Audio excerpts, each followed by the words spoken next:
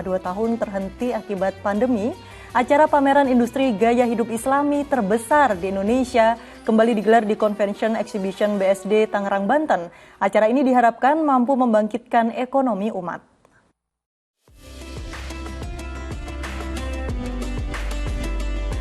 Nah, ini dia pemirsa, Indonesia Muslim Life Festival atau yang akrab disebut Muslim Life Fest. Setelah sempat terhenti 2 tahun akibat pandemi, acara pameran industri gaya hidup Islam terbesar di Indonesia ini kembali digelar di kawasan Convention Exhibition BSD Tangerang, Banten. Mengusung tema saling dukung, gelaran Muslim Life Fest menghadirkan ratusan pameran dari berbagai produk dan juga jasa.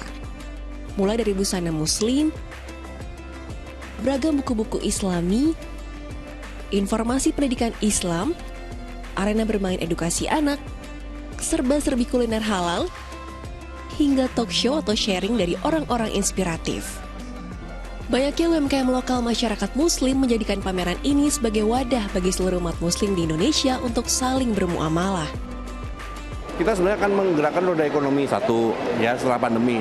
Tapi adalah kita ingin membuat pasar muslim yang sama seperti waktu zaman Nabi SAW. Seperti itu pengennya. Seru dan ramai banget ya pamerannya. Masyarakat muslim dari berbagai kalangan terlihat antusias nih. Gak heran deh dalam sehari aja pengunjung yang datang berjumlah sekitar 16.000 loh. Wah, mantap ya. Beberapa pengunjung pun merasakan beragam manfaat dari acara ini. Salah satunya untuk meningkatkan ukhuwah Islamiyah antar sesama umat muslim.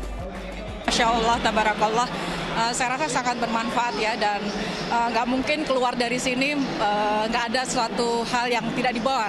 Apapun itu, baik ilmu, informasi, bahkan keluar kenyang dengan pasti perut kenyang, dan karena banyak menu-menu jenis sajikan juga ya. Saya harap ada lagi acara-acara seperti ini, selain untuk meningkatkan UMKM kaum muslimin, terutama juga untuk meningkatkan ukhuwah rasa persaudaraan kita sebagai sama kaum muslimin, di mana kita bertemu seperti ini, saling bertatap wajah juga ya, dan saling bermuamalah. Muslim Life Fest diharapkan bisa membangkitkan ekonomi umat sekaligus mengajak masyarakat muslim untuk berkarya dan saling bermuamalah. Dari Tangerang, Banten, Krisita Maharani, Joni Suryadi melaporkan. Iya, Alhamdulillah setelah 2 tahun vakum karena pandemi, akhirnya pameran industri gaya hidup Islami bisa terlaksana lagi. Ustadz Muhis, ini sebenarnya bagaimana sih gaya hidup ideal seorang muslim itu? Apakah benar ini Ustadz semua gaya hidup Nabi Muhammad juga harus diikuti, baik cara jalan Nabi, pakaian Nabi, cara makan, cara tidur, dan lain sebagainya. Bagaimana menurut Ustadz? Ya, kita bersyukur ya perekonomian kita kembali bergeliat ya, khususnya di kalangan umat Islam ya, yang selama ini misalnya melakukan banyak aktivitas ekonomi keumatan ya, seperti acara-acara live fest yang baru saja kita saksikan ya. Dan ini adalah satu upaya yang sangat bagus sekali, terobosan yang sangat bagus sekali, betul yang dikatakan tadi, selain menggerakkan perekonomian juga bisa menguatkan ukhuwah persaudaraan kita ya, baik sesama muslim maupun sesama umat manusia secara keseluruhan ya. Dan kalau kita lihat gaya hidup ya seorang muslim itu bagaimana? Yang pertama, Islam itu mengajarkan kita keindahan.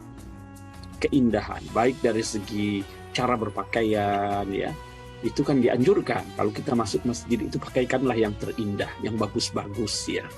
Kemudian kita juga dianjurkan untuk menyenangkan orang yang melihat kita.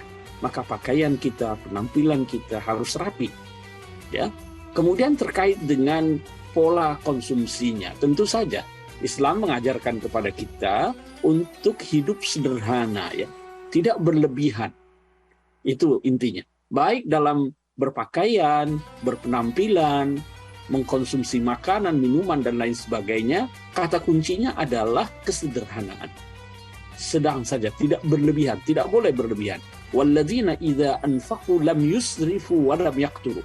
Salah satu ciri ibadur rahman yang disebutkan dalam Al-Quran itu adalah ketika mereka membelanjakan hartanya, baik untuk pakaian dan lain sebagainya, itu lam yusrifu wa lam yaqturu, tidak berlebihan, tidak terlalu boros dan tidak terlalu pelit.